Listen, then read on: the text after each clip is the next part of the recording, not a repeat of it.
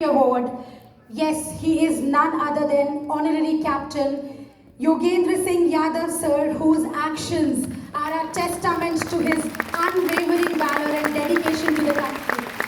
So I would sincerely request everyone present here to give a huge round of applause. Come on.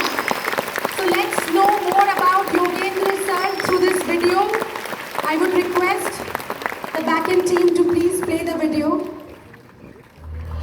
सरज़मीन Hindustan तेरे उन जानिसारों, जाबाजों, शहीदों और मुहाफिजों को सलाम है, सलाम है, सलाम है।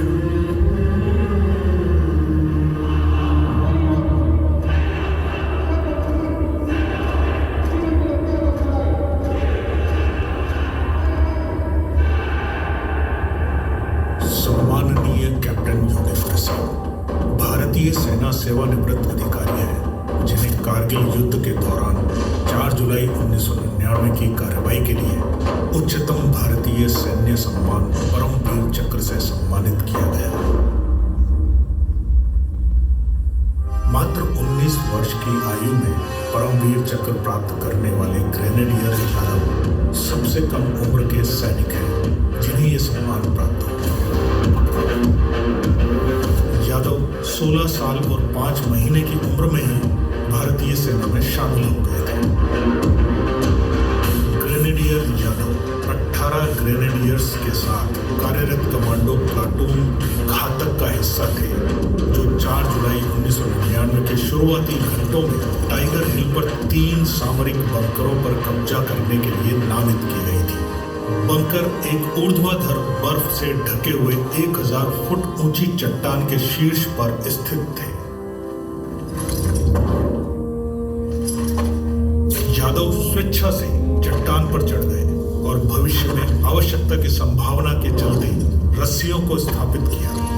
आधे रास्ते में एक दुश्मन बंकर ने मशीन गन और रॉकेट फायर छोड़ दी, जिसमें प्लाटून कमांडर और 2 अन्य शहीद हो गए।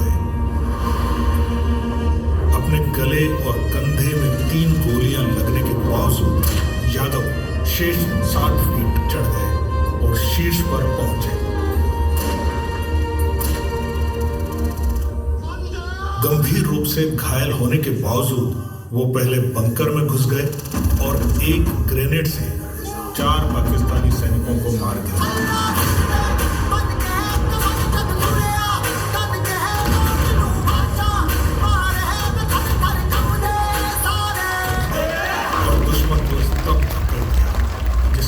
प्लाटून को चट्टान पर चढ़ने का मौका मिला। उसके बाद यादव ने अपने 2 साथी सैनिकों के साथ दूसरे बंकर पर हमला किया और हाथ से हाथ की लड़ाई में 4 पाकिस्तानी सैनिकों को मार गिराया और प्लाटून टाइगर हिल पर काबिज होने में सफल रहे। जान की बाजी लगाकर दुश्मन की 17 गोलियां झेलकर भी अदम्य साहस का परिचय देते हुए कारगिल युद्ध में सामरिक टाइगर हिल चोटी फतेह करने में अनुकरणीय भूमिका के कारण भारत के राष्ट्रपति द्वारा परमवीर चक्र का सम्मान दिया गया। कैप्टन योगेंद्र सिंह यादव परमवीर चक्र पाने वाले देश के सबसे युवा सैनिक हैं। कैप्टन योगेंद्र सिंह यादव को टाइगर हिल का टाइगर कहा जाता है। वो कौन बनेगा करोड़पति शो में अमिताभ बच्चन के विशेष आमंत्रण पर अपने साथी परमवीर चक्र विजेता सूबेदार संजय कुमार के साथ शामिल हुए और जीती गई पूरी धनराशि आर्मी वेलफेयर फंड में दान कर दिया।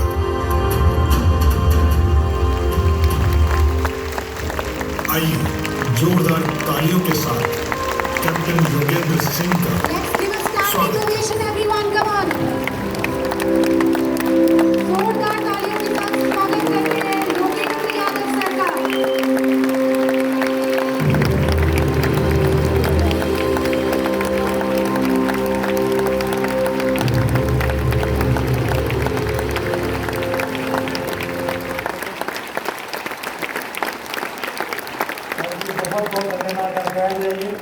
और सबसे पहले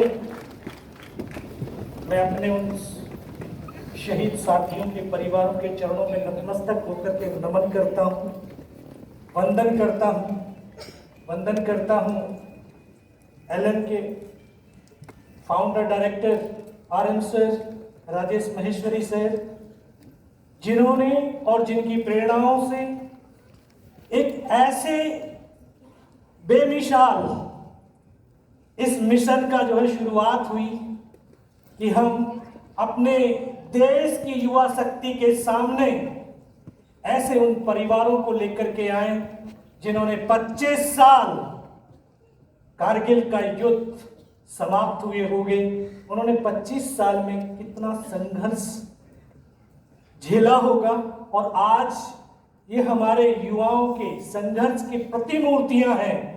तो मैं एलन परिवार का हृदय की गहराइयों से आभार व्यक्त करता हूं और ये मिशन पूरे देश के अंदर अलग अलग जगह पर, और मैं आभार व्यक्त करता हूं क्योंकि एक जो फाउंडर डायरेक्टर वो हम सबके बीच और अभी हमारे बीच भारतीय सेना के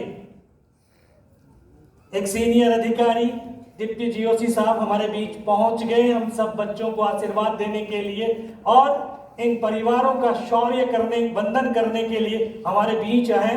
मैं उनके लिए और आप सबको कहता हूं कि एक बार तालियों से उनका भी स्वागत कर दीजिए। बच्चों, जिस तरह से अभी राजेश महेश्वरी सर आपसे बात कर रहे थे, जिद कहां से आती है?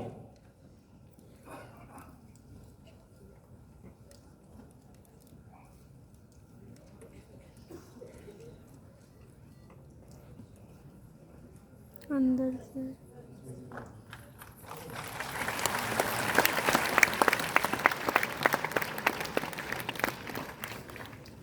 अभी मैं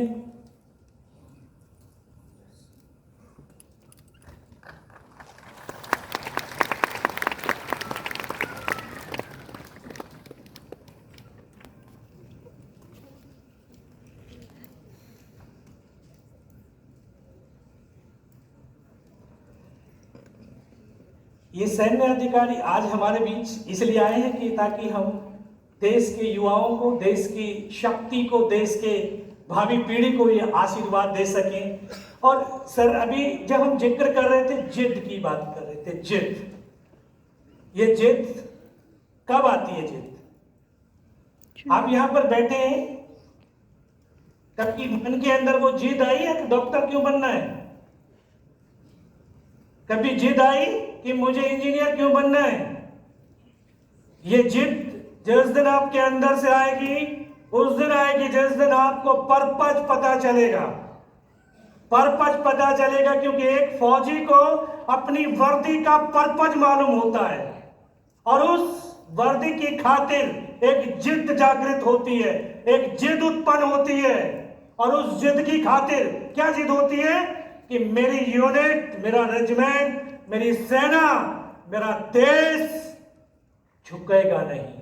इसकी इज्जत, इसकी मान, मर्यादा को मैं अपने लहू की आखिरी बूंद तक, जीवन की इस आखिरी सांस तक ऊंचा करके रखूंगा। और इस जिद की खातिर किस तरह से हमारे भारतीय सैनिक अपने देश और हम देशवासियों के लिए अपने लहू का हर कतरे को बहाते हुए चले जाते हैं। ये आज वो परिवार जिनके साथ, जिनका पति, जिनका बेटा इस भारत मां के लिए अपने आप को समर्पित हो गया, ये वो माँ हैं, ये वीरांगनाएं, वो वीर माताएं हैं जो आज हमारे बीच हमारे बच्चों को आशीर्वाद देने के लिए आई है। बच्चों, ये किसी देवी और देवताओं से कम नहीं है, ये हमारे जीवन का स्वर्णिम पल है कि आज हम इनके दर्शन कर पा रहे हैं और इनके आशीर्वाद को ग्रहण कर पा रहे हैं। ये मेरे लिए बहुत सौभाग्य की बात है और एलन परिवार इसके लिए बहुत ही आभार करता है। आज तक हमने इस देश के अंदर 223 इन फैमिलीज का आशीर्वाद एलन के बच्चों को दिलवाया है और आगे भी ये सिलसिला जारी है पूरे देश के अंदर। और ये जिद की बात करता हूं, जिस तरह से ये जो मेरे साथी थे, इनकी जिद थी, वो जिद मुझे 6 क्लास में लग गई थी। 6 क्लास में वर्दी पहननी है। और वो जिद कैसे लगी? पिता से 65 और 71 के युद्धों की दास्तानों को सुना।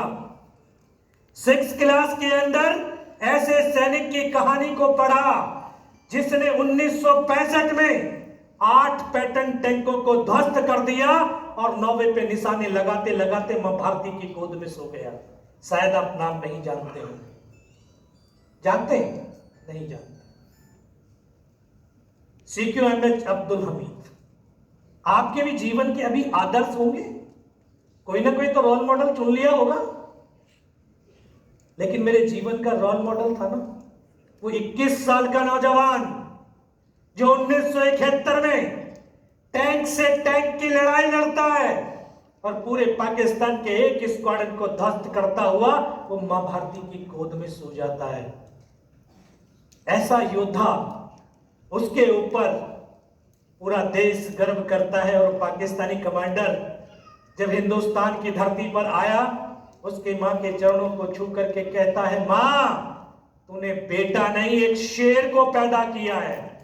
जानते हैं आप उसका नाम? शायद नहीं जानते हैं।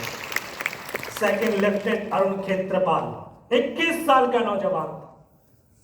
वो मेरे जीवन का आदर्श। वो जिद पकड़ी वर्दी पहननी है। और आप सपने देखते हो ना, डॉक्टर बनने का, इंजीनियर बनने का, लेकिन इन सपनों को कभी जीना शुरू किया है? फौजी जीता है। फौजी सपनों को आंखों से नहीं देखता, जीता है। और जब जीने की बात करता हूं तो वो सोल से, आत्मा से जिया जाता है। और जिसके सपनों के साथ वो ईश्वर अल्लाह वाहिगुरु साथ हो गया, तो उसके सपनों को साकार होने से दुनिया की कोई ताकत नहीं रोक सकती है। उन सपनों को पीता हुआ, बड़ा हुआ। शायद आप 12th क्लास में हैं, कुछ 12th में होंगे, 11th में होंगे। मैं भी 12th में था। 16 साल 5 महीने की अवस्था और फौज में भर्ती होकर के चला गया। फौज की ट्रेनिंग तो आग की तप्त भट्टी होती है। आग जलाती नहीं है, आग पिघलाती है। एक सिविलियन के भाव और भावनाओं को पिघला करके एक फौजी के भाव और भावनाओं में परिवर्तित करती है, ताकि वो जब फौजी बनता है तो फौजी तो राष्ट्र का विश्वास और भरोसा होता है। जब वो वर्दी बदन पर पहनता है, वो वर्दी कोई मामूली कपड़ा नहीं, वो करोड़ों सैनिकों के खून से संचित वो पावन और पुनीत वर्दी होती है। तिरंगे की आन बान और शान वो वर्दी होती है। इस देश का अभिमान और विश्वास वो वर्दी होती है। जिस वर्दी को पहन करके वो सैनिक पल भर के अंदर अपने आप को इस राष्ट्र के लिए कुर्बान करता है, ऐसी वो महान वर्दी होती है। उस वर्दी को पहन करके पहली पोस्टिंग कश्मीर में गया। आज एहसास होता है कि मैं गया ही नहीं था। मुझे तो मेरे परमात्मा ने उस धरती पर भेजा था, क्योंकि उस धरती पर कुछ दिन के बाद एक बड़ा युद्ध होने वाला था। तो बड़े युद्ध को लड़ने से पहले छोटे युद्धों का हिस्सा बनना बहुत जरूरी होता है। आपका भी बड़ा युद्ध होने वाला है ना, 2025 और 26 में बड़ा युद्ध होगा कि नहीं? और अभी आपके छोटे युद्ध चल रहे हैं। आपके हर महीने जो प्रोग्रेस टेस्ट होते हैं वो छोटे युद्ध हैं। अगर इन छोटे युद्धों को आप छोड़ेंगे तो बड़े युद्ध के लिए सशक्त और समृद्ध नहीं बन पाओगे। उस हर युद्ध का हिस्सा बनना बहुत जरूरी है, ताकि आप 2025 या 26 के अंदर जब नीट की या IIT की परीक्षा दें तो आपके अंदर इतनी सामर्थ्य हो, इतने ताकतवर हो कि जब आप उस युद्ध के अंदर उतरे तो आपके हाथ कपाएं, बल्कि आप सामर्थ्य से अपने उस युद्ध के दौरान अपने उस कलम रूपी तलवार को इस तरह से चलाएं कि आपके सारे शत्रु कट करके चले जाएं। ऐसे करना है। तो इस तरह के युद्ध को, क्योंकि उस धरती पर तो 1990 से आज तक भारतीय सेना उग्रवादियों के साथ, दहशतगर्दों के साथ एक युद्ध लड़ती हुई चली आ रही है। उस युद्ध का हिस्सा बना। धीरे धीरे समय व्यतीत हुआ। बच्चों, आप जानते हैं जीवन की सबसे बेशुमार कीमती चीज क्या है? क्या है सबसे बेशुमार कीमती चीज? समय, टाइम। ये जीवन का सबसे बेशुमार कीमती चीज है। और इसका बहुत बड़ा गुण है कि जो इंसान, जो बच्चा इस समय के साथ कदम से कदम मिला करके चला, तो ये समय उसको उसके लक्ष्य तक पहुंचा देता है। और इसकी बहुत बड़ी विशेषता भी है कि अगर आप रुक गए तो आपकी बाजू पकड़ करके साथ में चलने वाला नहीं है, आपको वहीं पर खड़ा हुआ छोड़ करके चला जाए। समय अपनी गति से चलता रहा और चलता है। वर्ष 1999 आया। शायद आपने सोशल मीडिया के माध्यम से, टीवी के फिल्मों के माध्यम से उस युद्ध के बारे में जाना हो। ऐसा युद्ध जो ऐसी दुर्गम पहाड़ियों पर, ऐसे दुर्गम क्षेत्रों पर लड़ा गया जहां पर जीवन यापन करना बहुत मुश्किल होता है। दराज सर्दियों में -60 डिग्री टेम्परेचर तक जाता है। कल्पना कीजिए कोलकाता में मिनिमम टेम्परेचर कितना जाता है? मिनिमम 20 डिग्री, 10 डिग्री तक। और 10 डिग्री में हम कप कपाने लगते हैं। -60 डिग्री टेम्परेचर में आपके शहर के, गांव के, प्रदेश के और देश के बेटे और बेटियां आज भी सरहद पर खड़े होकर के अपने कर्तव्य और दायित्वों का पालन करते हैं, अपने ड्यूटी का निर्वाह करते हैं, ताकि इस देश का युवा पढ़ लिख करके अपने कैरियर को बना करके आंतरिक रूप से इस देश को सशक्त और समृद्ध बना सके।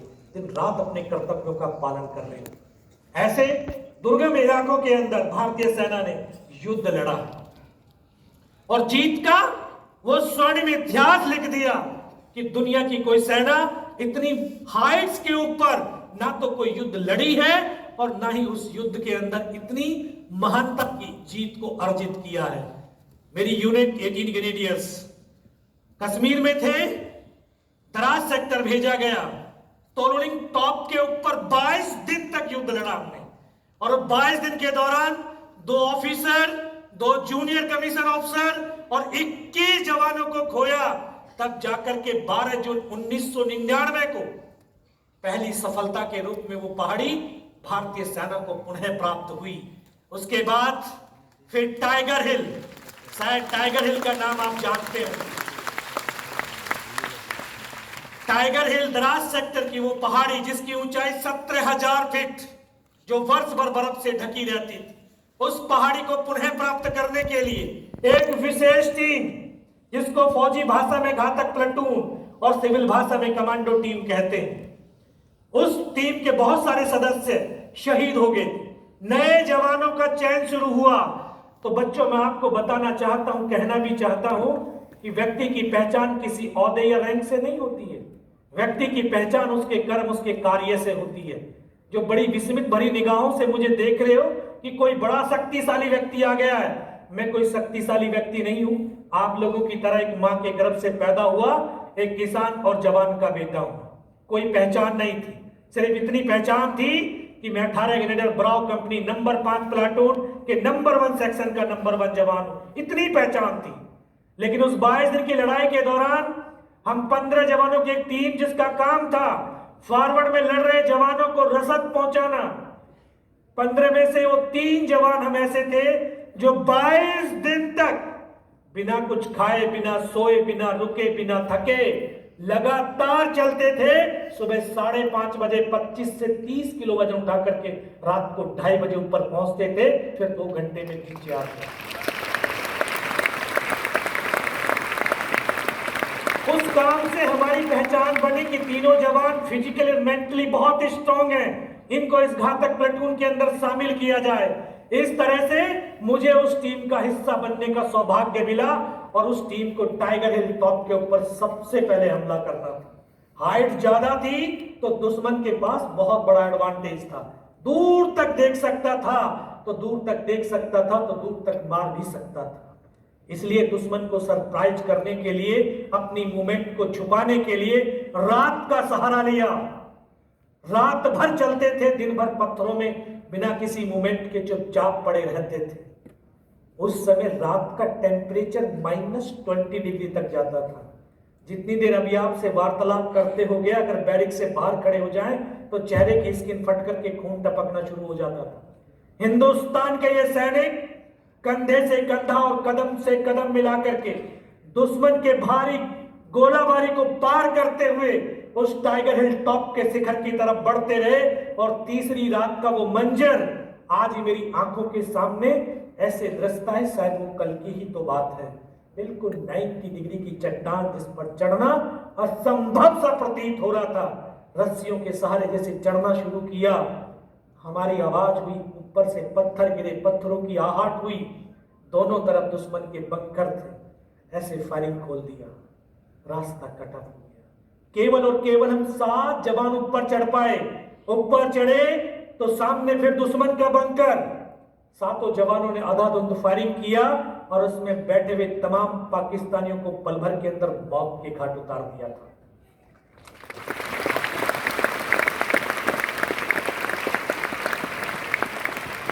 वहां से टाइगर हिल टॉप मात्र 50-60 मीटर रहा था।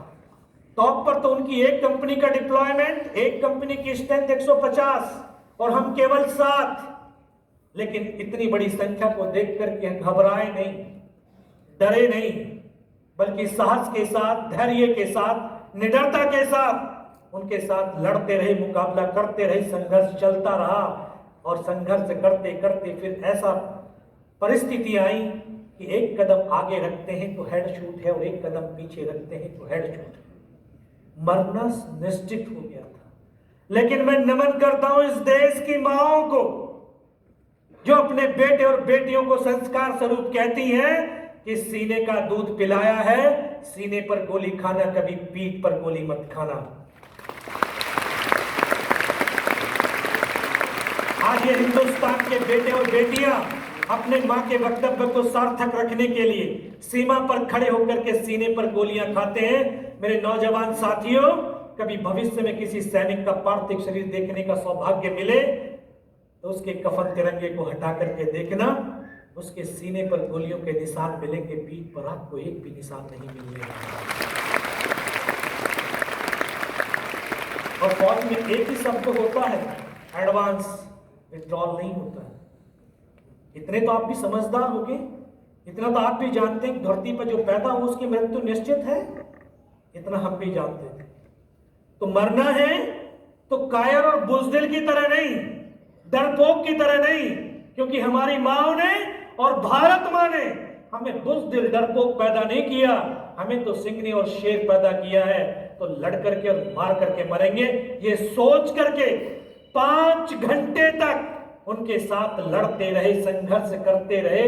और फिर वो स्थिति, वो दृश्य भी आए जो आज तक सिर्फ आपने फिल्मों में देखा होगा कि गर्दनें कटती हैं, धड़ चलते हैं। मैंने उन पलों को देखा नहीं, जिया भी है। मुझे वो पल याद है कि जब सर से लेकर के पैर तक लहूलुहान था, नाक से खून की धार बह रही थी, मेरा साथी मुझे फर्स्ट एड करने लगता है, उसको यहाँ पे गोली लगती है, इधर से पूरा सर निकल करके बाहर चला जाता है। मेरा साथी बगल में बैठा है, उसको बोला अनंतराम सर को तो गोली लगी। उसके मुख से आखिरी शब्द क्या, और उसको सीने में गोलियां लगती हैं, फेफड़ों से खून की फुहारें छूटती हुई मेरी गोद में आकर के लेट जाता है। एक साथी आगे बढ़ता है, वहीं पर पाकिस्तानी बम गिरता है, उसकी यहाँ से गर्दन कट करके जमीन पर गिर जाती है। चारों तरफ खून की बौछारें थी, बिना सर के वो धड़ 2 कदम तक चला, फिर जमीन पर गिर गया। एक और साथी आगे बढ़ा, एक और बम वहां पर गिरता है, उसके दोनों हाथ दोनों पैर कट जाते हैं। इस तरह से एक एक करके मैंने अपने तमाम साथियों को शहीद होते हुए देखा। मैं भी उनकी तरफ से मर चुका था कि कमांडर ने बोला इनको चेक तो करो, इनमें से कोई जिंदा तो नहीं बचा है। पाकिस्तान के जवान जब हमारे जवानों की बॉडियों में गोलियां मारते थे तो बॉडियां ऐसे उछलती थी ऊपर की तरफ। उसने जब सामने वाले को मारा, उसकी बॉडी उछली, बगल वाले को मारा। मैं इस तरह से पड़ा था, उसने फर्स्ट में यहाँ पे गोलियां मारी, फिर पैर में गोली मारी। मैं देख रहा हूँ कि धुआं निकल रहा है और उस गोली की पीड़ा को चुपचाप बड़ा सहता रहा। ये क्यों हो पाया? आज मेरे से बहुत सारे नौजवान ये सवाल करते हैं कि सर उस समय दर्द नहीं हुआ। ये जिद का जुनून होता है और ये जिद के जुनून के अंदर हमें होश ही नहीं रहता। उस दर्द का होश नहीं रहता, अपने काम का होश होता है। और उस होश के अंदर हमारा मन कहीं दूसरी जगह चला जाता है। मन से पीड़ा होती है, शरीर से कभी पीड़ा नहीं होती। हम मन से थकते हैं, शरीर से कभी नहीं थकते। तो वो उस तरह से उनको एहसास हो गया कि इनमें से कोई जिंदा ही नहीं है। फिर उन्होंने अमानवीय क्रूरताओं का तांडव शुरू किया। हमारे जवानों की बॉडियों के अंदर पत्थर मारने लगे, गालियां देने लगे, कूट की ठोकरें मारने लगे। सब कुछ बड़ा सहता रहा, देखता रहा। फिर बहुत देर के बाद बोला कि इनके हथियार उठा लो और नीचे जो हिंदुस्तान का पोस्ट है उसके ऊपर हमला करना। जब हमले वाली बात मेरे कानों तक पड़ी तब मुझे लगा कि आज तो मेरी पूरी टीम खत्म हो जाए। तब ऊपर वाले से एक ही प्रार्थना करी कि मुझे सिर्फ इतना जिंदा रख दे कि मैं अपने साथियों तक सूचना दे सकूं। वो दोबारा से गोलियां मारते हुए आए, वेपन उठाने लगे। जब वो नजदीक आए तब एक मन और मस्तिष्क के अंदर एक विश्वास को जागृत किया, अपने आप से कमिटमेंट किया कि अगर इसने सर और सीने में गोली नहीं मारी, चाहे मेरे हाथ पैर दोनों ही काट करके क्यों ना ले जाए, मैं उफ तक नहीं करूंगा और मैं जिंदा भी रहूंगा। आज उसी विश्वास की बदौलत आपके सामने भी खड़ा हूं।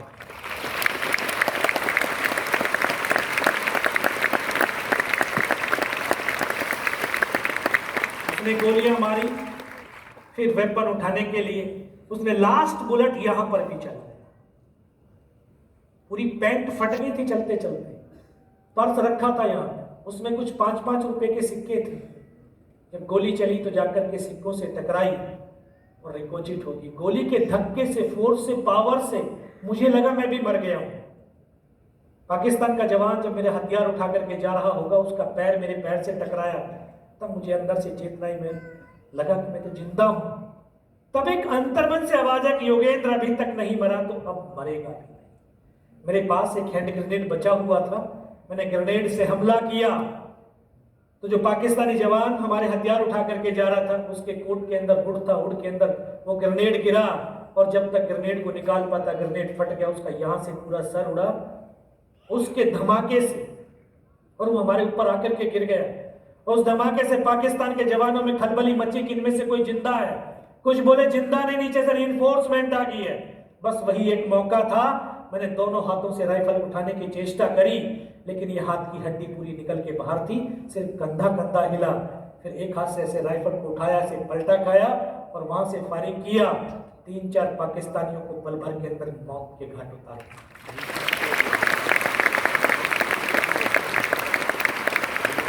फिर इसी हाथ से पलटा खाया, दूसरे पत्थर, तीसरे पत्थर, 3-4 जगह से जब फायरिंग किया तब उनको लगा कि यहां पर अकेला नहीं है, नीचे से रिइंफोर्समेंट ऊपर चढ़ आई है। फिर वहां से वो भाग खड़े हुए, 3-4 मीटर तक रेंगता खिसकता फायर करता हुआ उनके पीछे गया और 3-4 मीटर जाने के बाद देखता हूं सामने तो उनका लंगर चल रहा है, उनके लिविंग टेंट लगे हुए, उनके वेपन के डिप्लॉयमेंट, और वहां पर बहुत देर तक पड़ा रहा।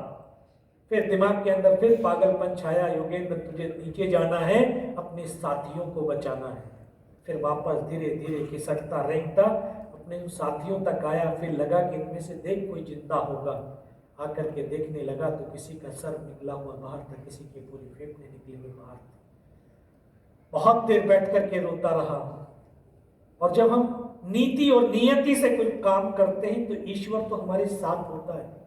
जब मैं रोता हुआ 19 साल का ये लड़का जिसकी 2.5 साल की सर्विस, जिसको ये पता नहीं कि इस पहाड़ी से हिंदुस्तान किधर है, पाकिस्तान किधर है, जाना है तो कहां जाना है, रोते रोते शायद मैं अपने आप से कनेक्ट हुआ। हम क्या है? हम ये बॉडी या शरीर नहीं है, हम एक सोल है, एक आत्मा है। ये शरीर तो कुछ दिन के लिए धरती पर काम करने के लिए दिया है। जब हम अपने आप से कनेक्ट होते हैं तो अपने परमात्मा से कनेक्ट होते हैं। शायद मैं रोता हुआ अपने आप से कनेक्ट हुआ तो अपने परमात्मा से कनेक्ट हुआ, और जैसे परमात्मा से कनेक्ट हुआ तुरंत आवाज आई, योगेंद्र बेटे इस नाले से नीचे की तरफ चला। 500 मीटर उस पहाड़ी पर रोल करते हुए नीचे आया। फिर अपने कमांडिंग ऑफिसर, अपने टीम कमांडर को तमाम ऊपर की इंफॉर्मेशन दिया और फिर उसके बाद डॉक्टर ने कौन सा इंजेक्शन लगाया, फिर मुझे पता नहीं मैं कहां पर हूं। 3 दिन के बाद होश आया, देखा ऊपर पंखा चल रहा है, पता चला श्रीनगर हॉस्पिटल में हूं। और वहीं पर मुझे सूचना मिली कि उसी रात को दोबारा से हमारी फौज ने उस टाइगर हिल टॉप के ऊपर हमला किया और बिना किसी कैजुअलिटी के टाइगर हिल टॉप के ऊपर विजय पताका फहरा दिया। टाइगर हिल की जीत कारगिल युद्ध का युद्धम था इंस्पायर हुआ और आज हम 26 जुलाई को कारगिल विजय दिवस के रूप में मनाते हैं। बच्चों, ये जीवन का आपका वो स्वर्णिम पल है कि आज ये वर्ष है जो 2024 कारगिल युद्ध की स्वर्णिम जीत का सिल्वर जुबली वर्ष है, जो आप साक्षात ऐसे योद्धाओं को आप अपने सामने देख रहे, उन वीरांगनाओं को देख रहे, वीर माताओं को देख रहे, उन वीर बेटियों को और बेटाओं को देख रहे जिन्होंने 25 साल का ये जीवन का संघर्ष जिया और आज हमारे बीच हमें आशीर्वाद देने के लिए आए हैं। हम इनको सम्मानित नहीं कर सकते, इन्होंने राष्ट्र को सम्मानित किया, हम तो इनको वंदन कर सकते हैं, इनका अभिनंदन कर सकते हैं।